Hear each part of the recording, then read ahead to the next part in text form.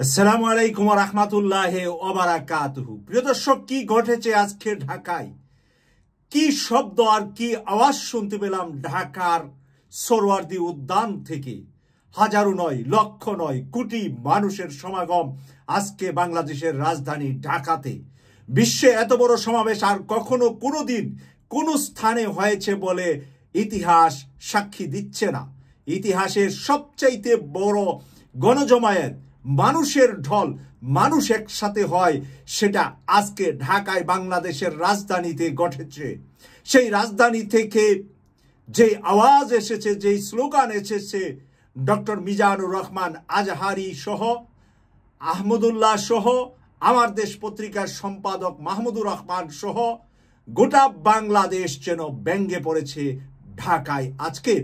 আর সেখান থেকে একটি ঘোষণাপত্র পাঠ করেছে, সকলের পক্ষ থেকে ঘোষণাপত্রটি পাঠ করেছে আমার দেশের সম্পাদক জনাব মাহমুদুর রহমান।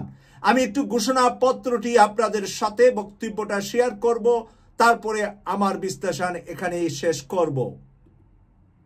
নির্ধারণ করেন আজ আমরা বাংলাদেশের জনতা যারা জুলুমের ইতিহাস জানি, প্রতিবাদের চেতনা ধারণ করি, সমবেত হয়েছি গাজার মৃত্যু ভয়হীন জনগণের পাশে দাঁড়াতে। আজকের এই সমাবেশ কেবল প্রতিবাদ নয়, এটি ইতিহাসের সামনে দেওয়া আমাদের জবাব, একটি অঙ্গীকার, একটি শপথ। এই পদযাত্রা ও গণজামায়াত থেকে আজ আমরা 4টি স্তরে আমাদের দাবি সহ উপস্থাপন করব।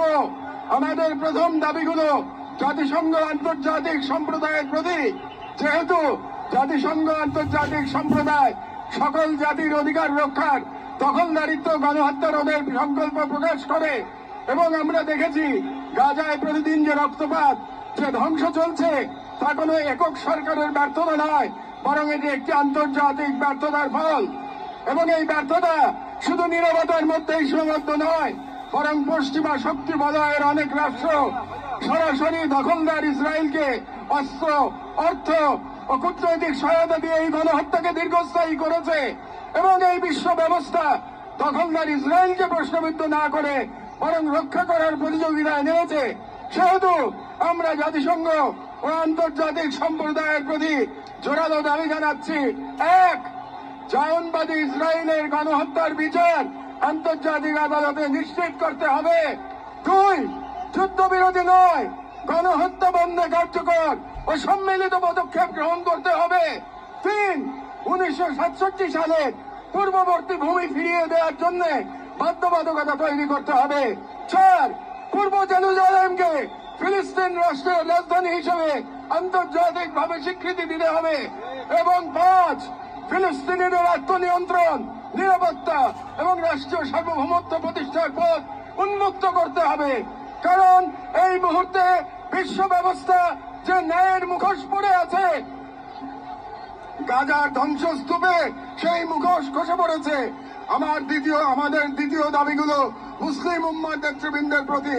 যেহেতু আমরা বিশ্বাস করি ফিলিস্তিন কেবল একটি ভূখণ্ড নয়, এটি মুসলিম উম্মার আত্মপরিচয়ের অংশ, এবং গাজা এখন কেবল একটি যুদ্ধবিধ্বস্ত শহর নয়, এটি আমাদের সম্মিলিত ব্যর্থতার বেদনাদায়ক প্রতিচ্ছবি।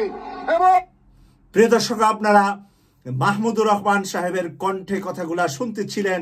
এটা যেন কণ্ঠ নয়, এটা যেন গাজায় উনি পৌঁছে বিদ্রোহ ঘোষণা করছেন, এবং বিদ্রোহ করছেন সেই ইসরায়েলের বিরুদ্ধে নয়, যারা এই ইসরায়েলকে রক্ষা করছে, রক্ষকদের বিরুদ্ধে এই বিদ্রোহ।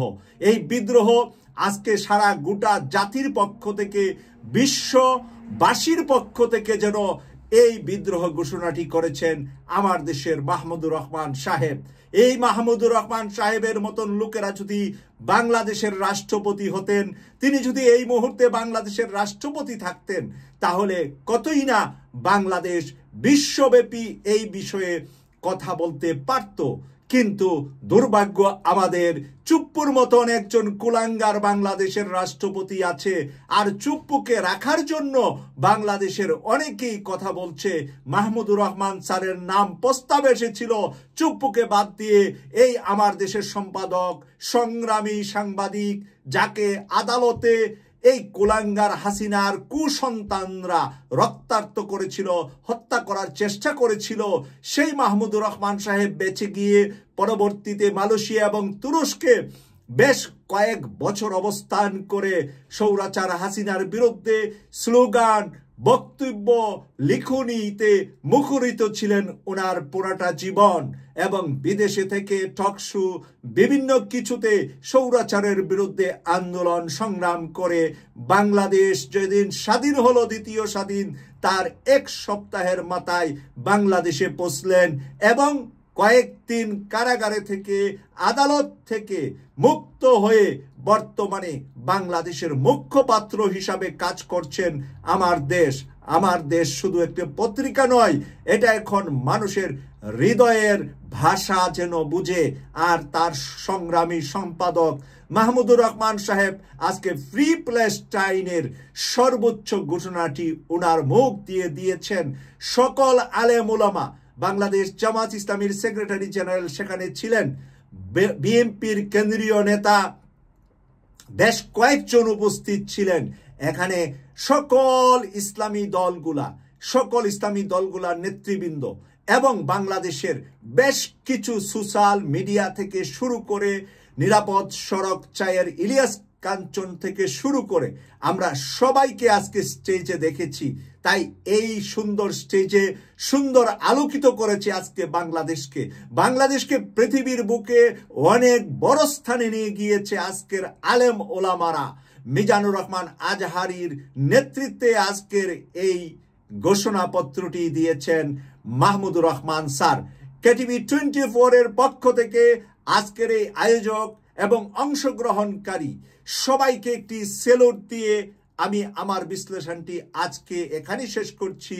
আমি সৈয়দ মাসুক, লন্ডন থেকে। আল্লাহ হাফেজ।